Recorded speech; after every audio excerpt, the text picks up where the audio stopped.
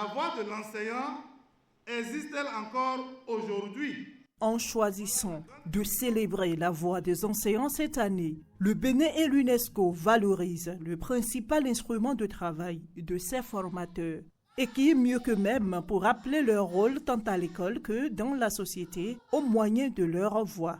C'est l'enseignant qui aide les élèves à acquérir des connaissances et des compétences dans diverses disciplines ou spécialités. Facilitateur. L'enseignant est bien évidemment un formateur. C'est lui qui forme les adultes de demain, les agents économiques et surtout les décideurs politiques. En définitive, les enseignants sont les architectes de l'avenir. Pour continuer à bien accomplir leur mission, les enseignants réclament notamment la publication à temps des actes de mutation et de nomination avant chaque rentrée, le retour en bloc des primes de journée pédagogique, le redressement des aspirants en agents contractuels de l'État ou encore le recrutement de nouveaux enseignants. En reconnaissant les enseignants comme des intellectuels créatifs et des professionnels innovants, dans le cadre d'un nouveau contrat social pour l'éducation, nous pouvons protéger leurs droits du travail et mettre à profit leurs idées pour façonner des pratiques éducatives efficaces. Nous sommes tous conscients, et ça c'est sûr, des difficultés que rencontre notre système éducatif, malgré les efforts inlassables soutenus de l'ensemble des acteurs. Chers enseignants, au nom de mes autres collègues ministres en charge de l'éducation au nom du gouvernement, je voudrais nous exhorter à toujours privilégier ce cadre de concertation, ce partenariat harmonieux que nous entretenons depuis un moment. La célébration au plan national de la Journée mondiale de l'enseignant a également permis de reconnaître les mérites d'enseignants ayant obtenu de bons résultats, le tout dans une ambiance festive.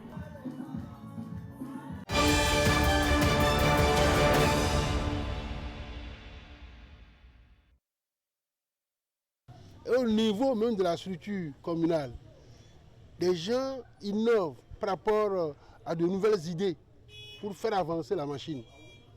C'est ça le développement. Ce que vous faites aujourd'hui, vous pouvez trouver demain que ce n'est pas bon. Aujourd'hui, les communes sont en train de comprendre beaucoup de choses. Prenez le cas de la mobilisation des ressources propres. Relativement à la prévision, il dit c'est important, c'est inédit. Et nous leur demandons d'aller plus loin. On vous a dit comment les communes ont été classées. Que la dernière commune était à 99% du point de vue mobilisation des ressources. Et donc, si on doit comparer les communes, ce n'est pas seulement 2. Il faut prendre les 6, il faut prendre les 77. Quand vous faites les comparaisons, vous voyez que les gens se sont bien battus. Et je leur demande d'aller même à 150%. Vous avez vu, nous avons parlé de la sécurité.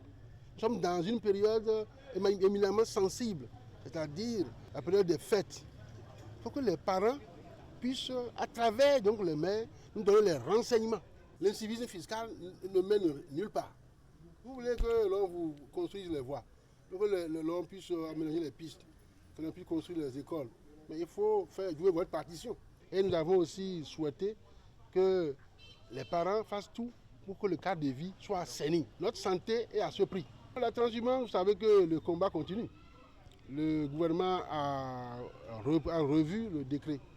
Et nous le mettons en œuvre présentement. Je suis satisfait de ce qui est fait jusqu'ici parce que les gens se battent.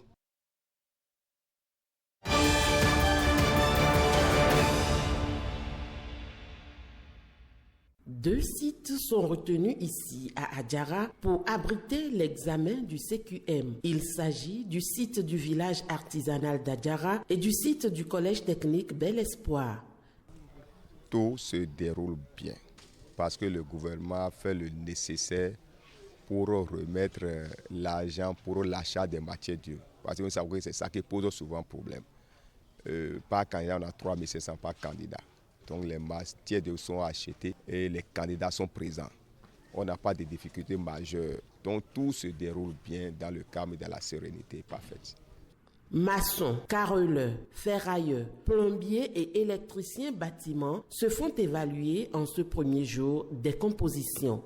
Dans la commune d'Adjara, où on a fait le lancement aujourd'hui, il y a 351 candidats inscrits. Et aujourd'hui même, il y a les métiers bâtiments et agro qui sont en train de composer aujourd'hui. Et dans la commune d'Adjara où on a fait le lancement, il y a 77 candidats qui sont en train de composer aujourd'hui même. Si on prend peintre bâtiment, il y a 3 candidats. Au niveau de carrelage, il y a 11 candidats. Ferrailleur, il y a 10. Et maçon, il y a 8. Plombier, 3. Et électricien et bâtiment, 33. Pour avoir des diplômes bien mérités et être compétitif sur le marché de l'emploi, ce passage est nécessaire pour vous. C'est le lieu pour moi de remercier le gouvernement pour toutes les diligences faites et toutes les dispositions prises pour le bon déroulement de ces examens. 4026 candidats se sont inscrits pour le compte du CQM session d'octobre 2024 rénovée dans le département de Louimé. Les compositions prennent fin vendredi prochain.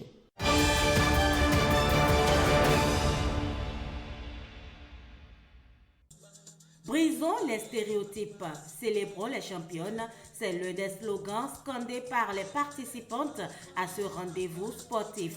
Elles sont venues des communes du Mono pour non seulement donner libre cours à leur passion, mais également renforcer leur connaissance sur la question des violences basées sur le genre en milieu sportif. Dans le milieu du sport, parfois, c'est comme une omerta. C'est un silence lourd où les victimes et les bourreaux sont complices pour se taire parce qu'entre-temps, les victimes veulent évoluer, elles veulent être positionnées dans le club et pour cela, elles se laissent parfois brimer par les personnes qui étaient censées les protéger, censées les coacher. On a formé les enfants, on leur a fait part de leurs droits et devoirs, de leurs responsabilités, les méthodes de signalement au cas où elles subiraient donc des pressions de la part de leurs entraîneurs ou même de la part de leurs parents à la maison. On a également formé les entraîneurs eux-mêmes sur les gestes à avoir envers ces filles-là pour que cela ne soit pas mal traduit, pour que les filles se sentent dans un environnement sûr et sécurisé pour donner libre cours à leur passion. 3 jours durant, les filles se sont affrontées au football et au basketball. L'équipe de football de la commune de Lokossa remporte le trophée face à celle de Komé.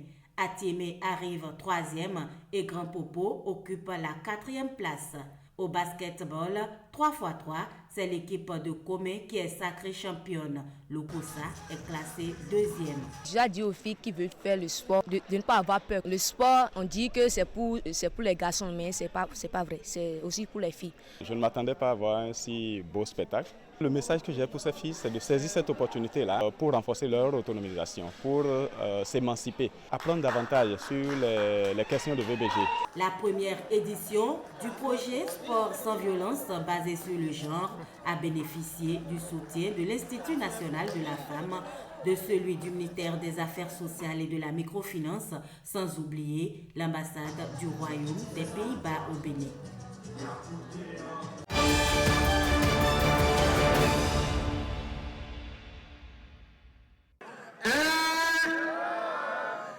Une convention anniversaire, la fête des 35 ans de la JCAI Bénin, a été effective pour célébrer les acquis de plus de 3 décennies dans un contexte particulier propre à l'organisation. Une affaire de détournement de fonds s'est éclatée à la veille des travaux. Toute organisation qui aspire à grandir et se renforcer traverse généralement des zones de turbulence.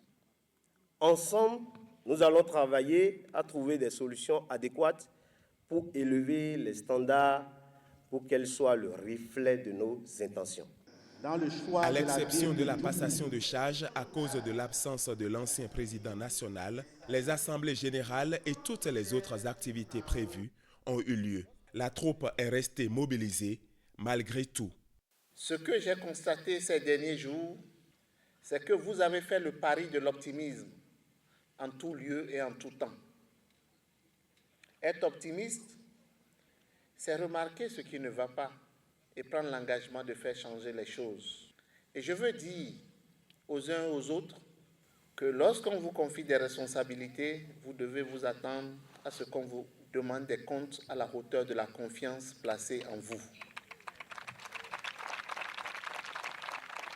Les nombreuses actions que vous menez étant d'utilité publique, je vous exhorte vivement à les multiplier davantage au fil des mandats.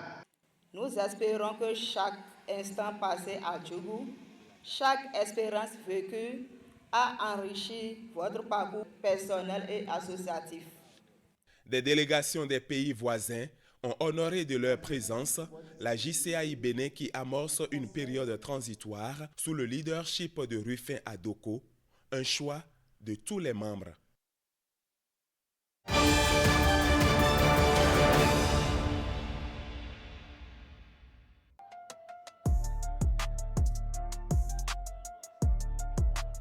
La soirée commence à peine pour Mariam. Elle est serveuse dans ce bar depuis quelques mois déjà. C'est un métier qu'elle a appris sur le tard, car cette jeune femme de 21 ans a dû renoncer un moment à ses rêves pour faire face à la réalité de l'existence. Je suis couture, haute couture, mais comme il y a manque d'aide, c'est pourquoi je suis là dans ce bar, en train de faire job. Plus de père ni de mère, je suis orpheline. Ma grand-mère est au village. Dans ce travail, j'ai déjà gagné au moins quelque chose et je suis partie pour aller acheter la machine. Et déjà ma machine. Depuis, Mariam jongle entre couture et service, tout comme Valérie pour qui ce métier n'est qu'un tremplin. Chaque jour passé dans cet espace est pour elle un jour de trop. Ça me fatigue déjà parce que des choses qui durent là, ce n'est pas du tout normal. Les gens pensent que c'est ceux qui n'ont plus de chute qui s'y retrouvent. Une serveuse, c'est un métier noble, autant que l'enseignant, le menuisier, le docteur, ainsi de suite. Et il faut respecter ça. Quand on dit serveuse, ce n'est pas à dire qu'elle est en bas de l'escalier. Si Mariam et Valérie ont atterri dans ce métier par instinct de survie, c'est tout le contraire pour ces noms. Serveuse dans ce restaurant, à cheval entre la cuisine et le bar, cela fait bientôt 2 décennies qu'elle s'épanouit pleinement dans son orientation professionnelle. Il y a des clients qui viennent souvent sous dépression. Donc, en tant que serveuse, il faut avoir la patience. C'est un métier qu'on choisit et on est fiers d'être dans ce métier. Être serveur est bien plus qu'un simple emploi. C'est aussi une expérience sociale. Jean-Eudes a trouvé le moyen de se démarquer de ses pairs.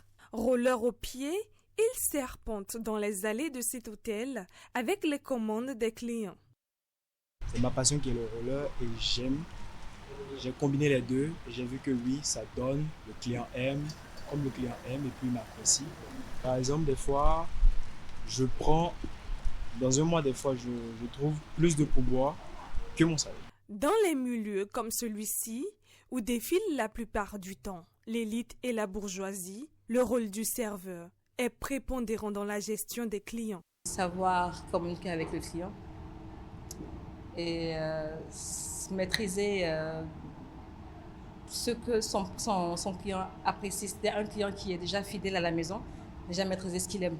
Après mon BEPC, j'ai intégré une école de restauration pour pouvoir avoir mon diplôme de technicien en hôtellerie-restauration. Il faut arrêter de porter de mauvais jugements sur le serveur parce que c'est un métier assez noble. Tous serveurs, mais pas logés à la même enseigne. Pourtant, dans l'industrie de l'hospitalité, ils sont à l'avant-garde pour des clients qui recherchent non seulement un service, mais surtout un service unique.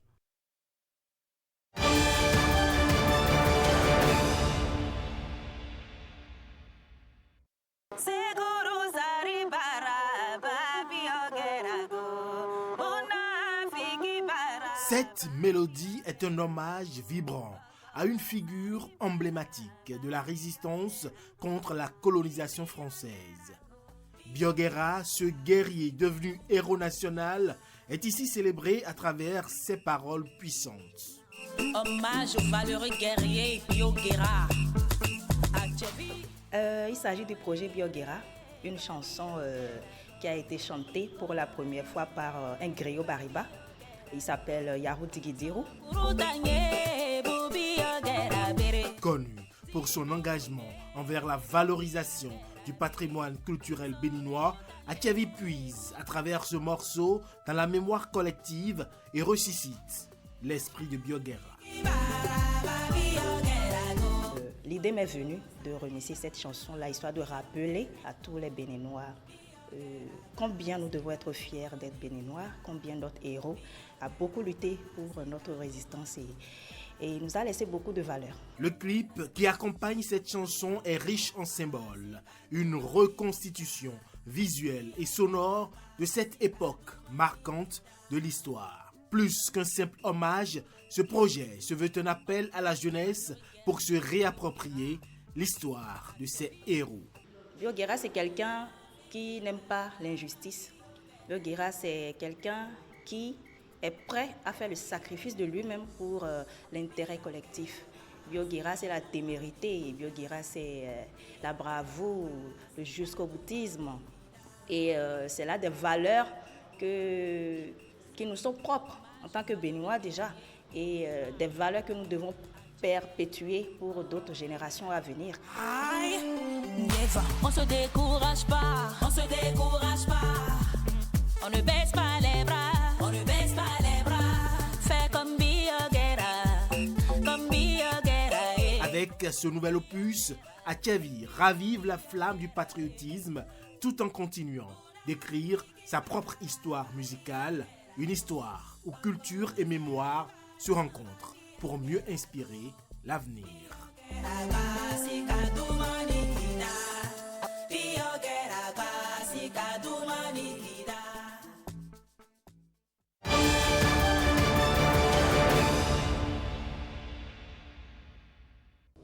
La lutte contre le terrorisme fait partie des priorités du gouvernement béninois. Il a créé à cet effet un guichet FADEC spécifique dénommé Guichet FADEC Sahel afin d'accorder des ressources subséquentes aux collectivités territoriales identifiées dans des zones à risque. Mais pourquoi la dénomination Sahel alors que le Bénin est un pays côtier? Depuis un moment maintenant, les pays côtiers vivent certaines réalités liées aux pays sahéliens. Le FADEC, qui est un mécanisme de transfert des ressources en direction des communes, a été un mécanisme bien apprécié par les partenaires. Et en termes de réponse et de riposte que nous pensons qu'il faut faire pour les 4 départements du Nord Bénin, dans le cadre de la prévention de l'extrémisme violent, nous avons jugé intéressant de créer un guichet spécifique. Pour une meilleure utilisation de ce guichet, il est important que les acteurs s'approprient ce guide. C'est un projet qui permet de mettre en œuvre un certain nombre d'actions en faveur de nos populations. Mais en même temps, il faut qu'on reconnaisse qu'il y a des difficultés dans la mise en œuvre, n'est-ce pas, de ce projet, qu'il faudra nous aider auprès du gouvernement à lever pour que nous soyons efficaces. Ce guichet Sahel étant ouvert à tous les PTF, il était important de disposer d'un manuel spécifique qui normalise le guichet, définit, organise et oriente son fonctionnement. Cette mission devra aboutir à permettre aux acteurs locaux de mieux comprendre le dispositif organisationnel et fonctionnel d'opérationnalisation du guichet Sahel ainsi que les relations entre les différentes parties prenantes. Au-delà des discussions en salle, le souhait des uns et des autres est que les ressources qui seront mises à disposition soient utilisées à bon escient.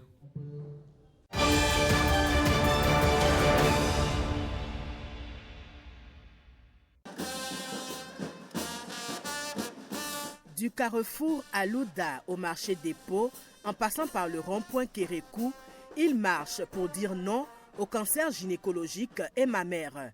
10 km de marche santé pour sensibiliser les populations, en particulier les femmes, à l'importance du dépistage. C'est vrai qu'on consacre le mois d'octobre pour faire les manifestations grand public, mais la lutte contre les cancers féminins ne doit pas être une affaire d'octobre, mais un combat de tous les jours. Un combat de tous les jours, et je voudrais nous inviter à nous donner corps et âme pour ce combat. Et c'est ensemble que nous pourrons vaincre ce fléau qui nous concerne tous. C'est ensemble qu'on peut les combattre. Et donc, la diversité que nous faisons ici, en termes de genre, en termes de structure d'appartenance, en termes de formation professionnelle, en termes de provenance, est une expression claire de la nécessité de ce partenariat. Selon les spécialistes, les cancers du sein et du col de l'utérus peuvent être évités. Un dépistage précoce offre également des chances de guérison de plus de 90%. Le dépistage est gratuit. La prise en charge est gratuite aussi. Dans beaucoup de cas, il faut jusqu'à 10 ans, 15 ans avant que les transformations ne se fassent pour aller jusqu'au cancer. Lorsque le dépistage est fait tôt, la guérison elle est pratiquement à 100%. Et lorsque le dépistage est fait tôt, le traitement il n'est pas du tout compliqué. C'est un traitement qui se fait au maximum en 10 minutes. Dans le passé, on pensait que c'était le cancer du col qui était trop plus fréquent en Afrique, mais aujourd'hui, on se rend compte qu'en réalité, c'est le cancer du sein qui prend le dessus en matière de fréquence. D'abord, l'autopalpation des seins. Et dès que vous découvrez donc une moindre anomalie, il faut vous référer aux structures sanitaires et aux spécialistes en la matière. D'autres séances de sensibilisation sont prévues pour marquer de manière significative le mois d'octobre rose. L'agence belge de développement Enabel s'engage activement aux côtés de ses partenaires.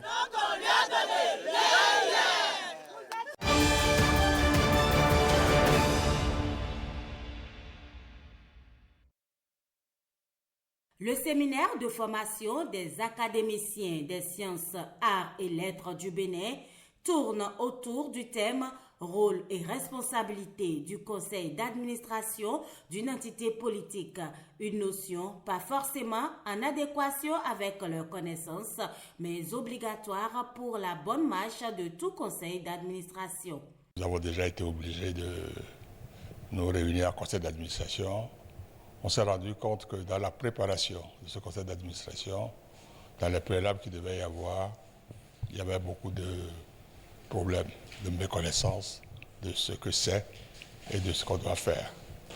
Et c'est pour cela que nous avons jugé utile de faire une formation. Ce séminaire de formation des académiciens à la fonction de membre de conseil d'administration de l'académie ne fera que rehausser l'image de cette entité de prestige. À cause de la bonne gouvernance que prône le gouvernement, toute structure, qu'elle soit privée ou publique aujourd'hui, a besoin de la mise en place d'un conseil d'administration parce qu'ils doivent rendre compte. Et leurs responsabilités en termes de membres de conseil d'administration doivent être aussi assumées. Parce que quand on parle de responsabilité, vous n'êtes pas sans savoir qu'il y a des conséquences, qu'elles soient pécuniaires, pénales et civiles, tout ce que vous connaissez déjà. À noter que l'Académie nationale des sciences, arts et lettres du Bénin est le premier organisme scientifique indépendant au Bénin. Il est habilité à apporter des connaissances scientifiques aux orientations politiques, stratégiques du pays, tout en se consacrant au développement et à l'avancement de la science, de la technologie et de l'innovation, des arts et des lettres en République du Bénin.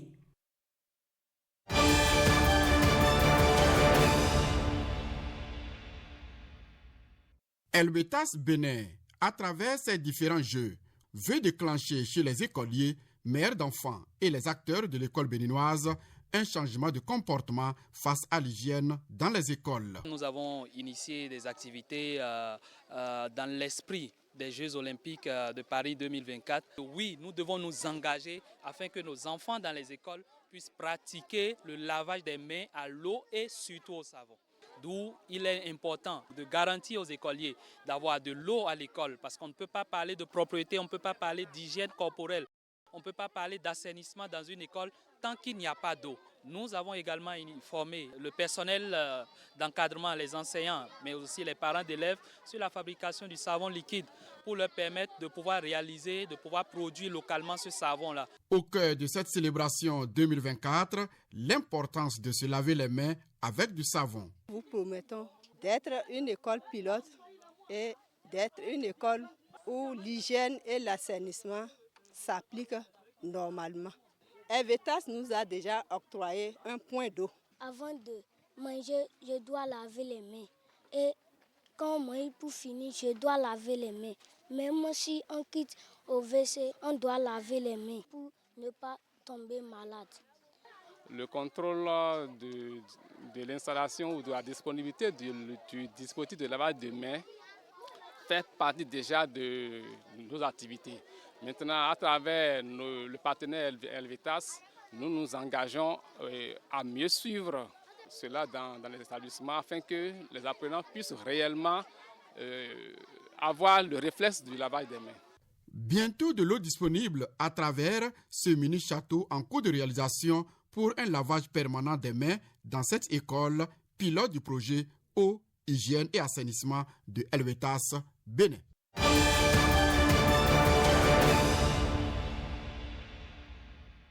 Promotion et valorisation des produits locaux, un idéal que ces promoteurs du consommation local prônent depuis bien longtemps. C'est une initiative qui vise essentiellement à fédérer tous les acteurs des chaînes de production, les acteurs des chaînes de transformation, des chaînes de distribution et même de consommation autour d'un concept de partenariat gagnant-gagnant, basé bien sûr sur les produits locaux. Ceci est un creuset de réflexion et de résolution stratégique qui motive tout entrepreneur à démarrer et à disposer des outils nécessaires pour augmenter les chances de pérennité de chaque entreprise. Au-delà de faire de la sensibilisation et d'appeler les uns et les autres à préférer les produits locaux, les produits africains, nous voulons, à travers le Forincle, permettre à tous ces acteurs-là de faire de la promotion du Made in Africa, du Made in Bénin, un objet de création de milliers d'emplois indépendants. Une dynamique stratégie publicitaire serait essentielle pour le succès commercial de tout produit qui se veut compétitif. Les entreprises locales manquent cruellement de visibilité et c'est ce qui fait la différence entre nous, nos entreprises africaines et les entreprises internationales. Ce qui fait vraiment le gap, c'est la visibilité. Et les gens ne peuvent pas consommer ce qu'ils ne connaissent pas, ce qu'ils ne voient pas. Et grâce au Forincle, grâce au panel d'activités qui vont se dérouler à partir du 28 octobre, beaucoup d'entreprises vont sortir de l'ombre. En consommant local, on contribuerait ainsi à l'économie locale, mais également à la création d'emplois.